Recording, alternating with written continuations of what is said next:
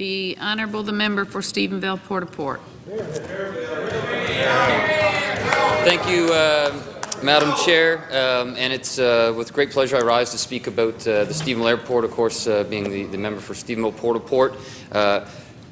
Right now, this is essentially just a bill that we're going to guarantee the loan, and that's certainly important. But in addition to some of the history of the airport and this sort of nature, I really want to kind of just paint the pictures to the actual importance of the airport and what that means.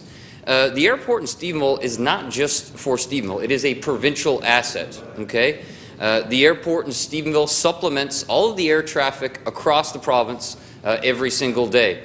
So when we look at the air traffic that flies into St. John's, the air traffic that flies into Gander, Deer Lake, St. Anthony, Wabush, Happy Valley, Goose Bay, one of the key things that Stephenville Airport serves as is an alternate. Okay, so every time a flight leaves, they have to have two alternates. One of the alternates has to be what's called achievable. And technically speaking, that would mean that you need to reach your destination if you missed your original destination within a 30-minute requirement of not having enough fuel.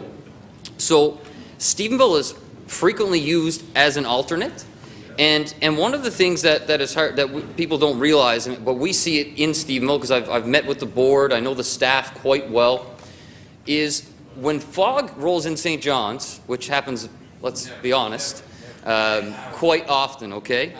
So the second they get a fog forecast in St. John's, the phones in the Stephenville Airport go off the hook. And we get calls from WestJet, we get calls from Air Canada, we get calls from every airline, and they just want to know what our runway report is. That's what they're looking for, because they know that they've planned us as an alternate. You know, Stephenville Airport wasn't built in Stephenville by accident. Quite opposite from the city here, it's 97.5% of the time fog-free. Now, isn't that wonderful? I think that's why we call the West Coast the best coast. The airport itself did see a decline in passenger traffic, and that was a result of Transport Canada kind of decommissioning their role in airports all across Atlantic Canada, and that took place during the 90s. So in fact, Stephenville Airport Corporation was formed just after Transport Canada kind of devolved itself of the asset, I believe in 1998. So amid some financial difficulty, the airport is still maintained. It's gone through a number of different measures to do so. There's a great board of directors there now working to promote the airport. The loan guarantee is very important for the ongoing operations. We're looking at maintenance of old assets and old buildings.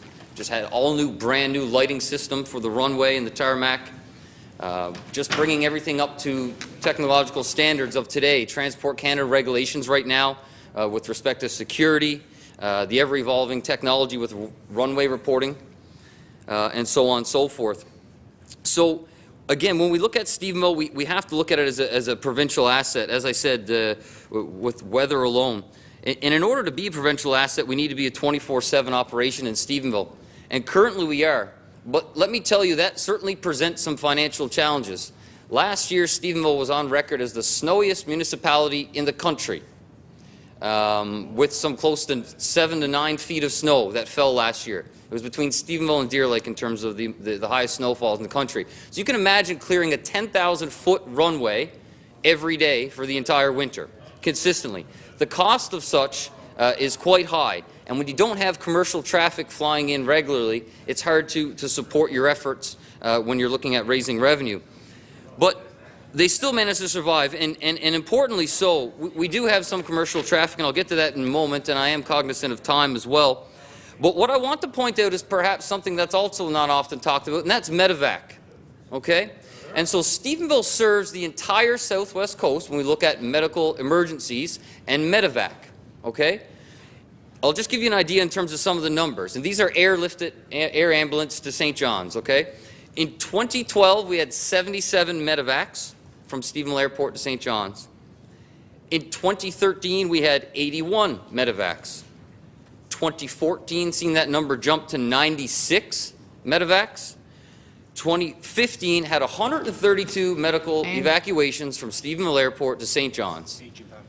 So the numbers, and as the member for Green Bay just mentioned, could be attributed to an aging population or what have you.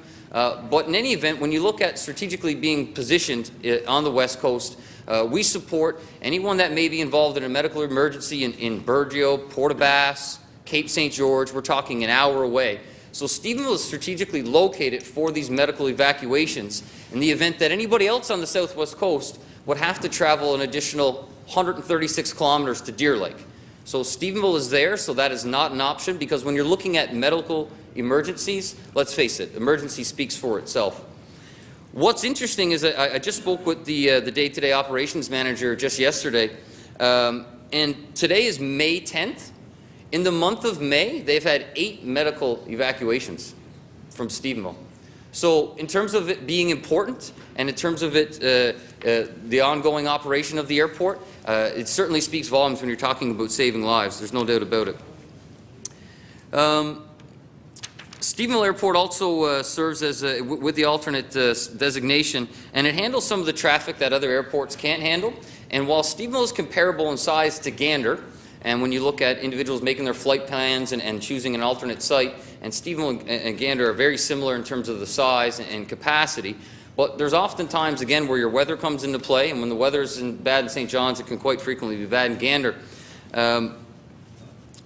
We just seen two new runs here this summer to last year. Porter Airlines stepped on. They're now into their 3rd year out of Stephenville. We're looking at, between Porter Airlines and Sunwing, some 200 passengers a week that will travel into Stephenville. Again, little known destination for others, but Porter Airlines certainly playing a significant role there and connecting folks to the mainland.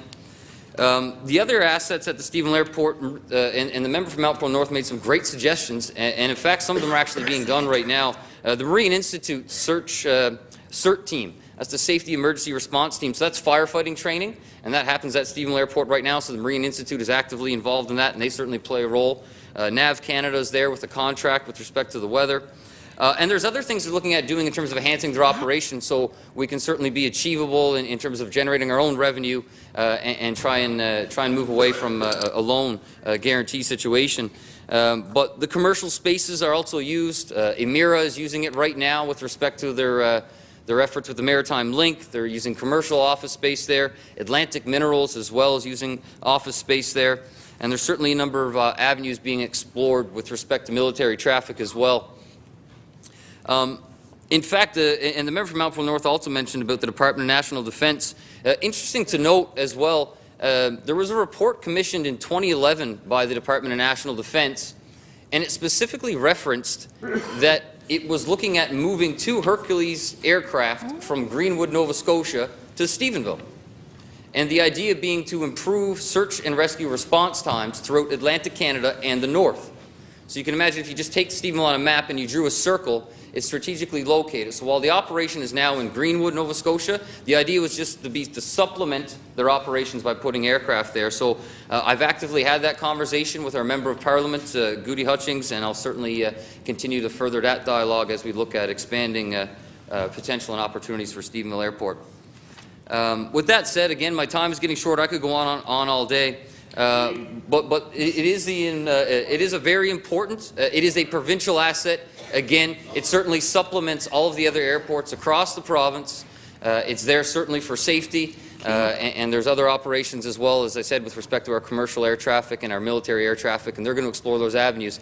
But from a safety standpoint, and from a standpoint, and when you're looking at making your flight plans and planning achievable alternates, I don't think too far off to suggest that your air traffic in St. John's and Gander and Deer Lake would decline if Stephenville wasn't there as an achievable alternate as well.